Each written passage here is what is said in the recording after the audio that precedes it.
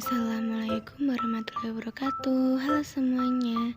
Perkenalkan, nama saya Yulema Tiara Rahman dengan NPM 205400046. Di sini saya akan menjelaskan tentang instrumen mengajar.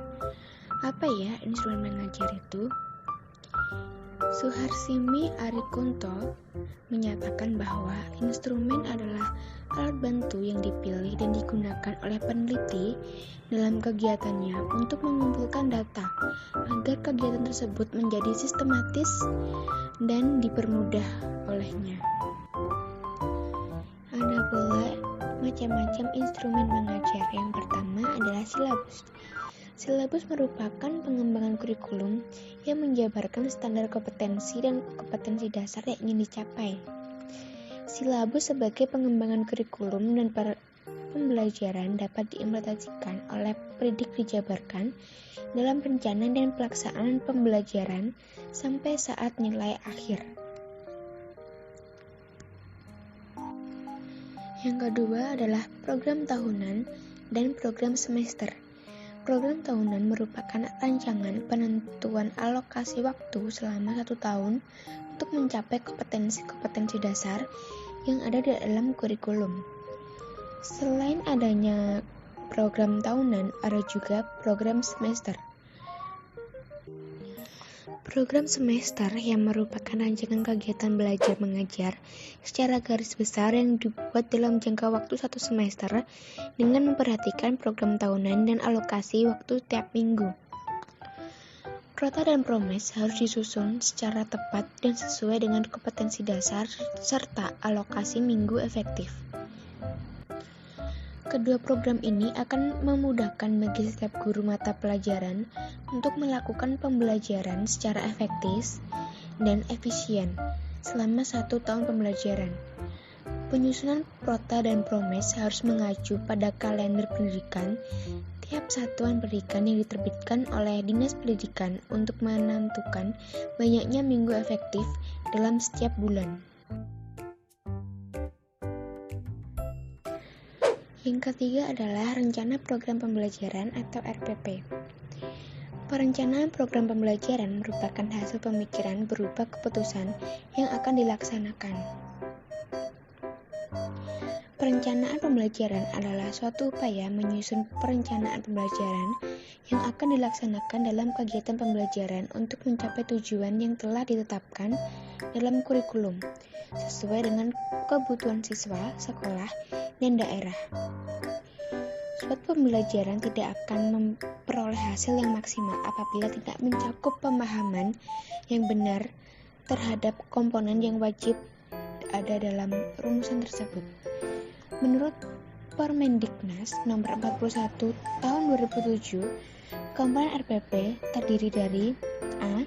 Identitas mata pelajaran, B. Standar kompetensi, C. Kompetensi dasar, D. Indikator pencapaian kompetensi, E. Tujuan pembelajaran, F. Materi ajar, G. Alokasi waktu, H. Metode pembelajaran, I. Kegiatan pembelajaran, J. Sumber belajar, dan yang terakhir K. Penilaian hasil belajar. Yang keempat adalah media. Media pembelajaran adalah segala sesuatu baik berupa fisik maupun teknis dalam proses pembelajaran yang dapat membantu guru untuk mempermudah dalam menyampaikan materi pembelajaran kepada siswa sehingga mempermudah pencapaian tujuan pembelajaran yang telah dirumuskan.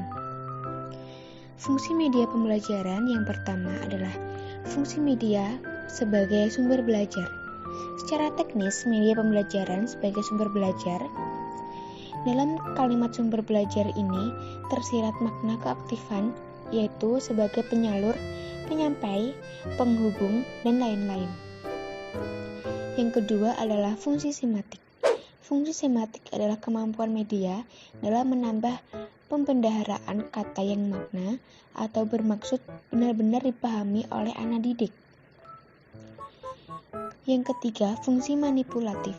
Fungsi manipulatif ini didasarkan pada ciri-ciri umum, yaitu kemampuan merekam, menyimpan, melestarikan, merekonstruksikan, dan mentransportasi suatu peristiwa atau objek.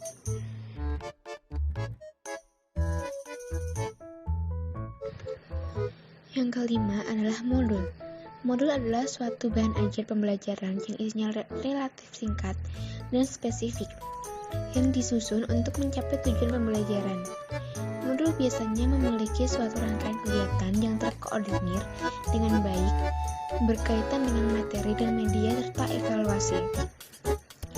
Modul ini dapat memudahkan siswa untuk belajar karena isinya yang singkat dan hanya rangkuman-rangkuman saja yang terdapat di dalam modul, serta adanya kegiatan-kegiatan ataupun tugas dan contoh soal untuk mengerjakan, dan siswa dapat memahaminya dengan lebih baik lagi. Yang terakhir adalah evaluasi. Evaluasi pembelajaran adalah proses untuk menentukan nilai belajar dan pembelajaran yang dilaksanakan dengan melalui kegiatan penilaian atau pengukuran belajar dan pembelajaran. Menurut Sudirman N. DKK bahwa tujuan penilaian dalam proses pembelajaran adalah A.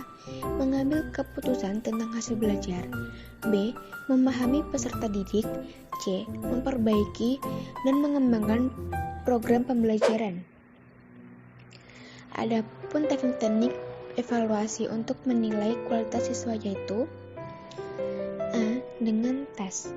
Tes merupakan sejumlah pertanyaan yang memiliki jawaban yang benar atau salah. Tes diartikan juga sebagai sejumlah pertanyaan yang membutuhkan jawaban atau sejumlah pertanyaan yang harus diberikan tanggapan dengan tujuan mengukur tingkat kemampuan seseorang atau mengungkap aspek tertentu dari orang yang dikenai tes. Beberapa istilah yang sering digunakan dalam kaitan dengan tes yaitu testing, teste, dan tester. Testing adalah waktu di mana tes dilaksanakan atau waktu pelaksanaan tes. Teste adalah orang yang dikenai tes atau orang yang mengerjakan tes, sedangkan tester adalah orang yang melakukan tes atau pelaksana tes. B. Non-tes. Dalam proses pembelajaran, penilaian merupakan bagian yang tidak terpisahkan, satu kesatuan yang utuh dalam pembelajaran. Dalam konsep kurikulum berbasis kompetensi seperti K13 menuntut terpenuhinya 3 ranah. Sebagai indikator keberhasilan, 3 ranah ini adalah kemampuan berpikir, keterampilan, melakukan pekerjaan, dan perilaku.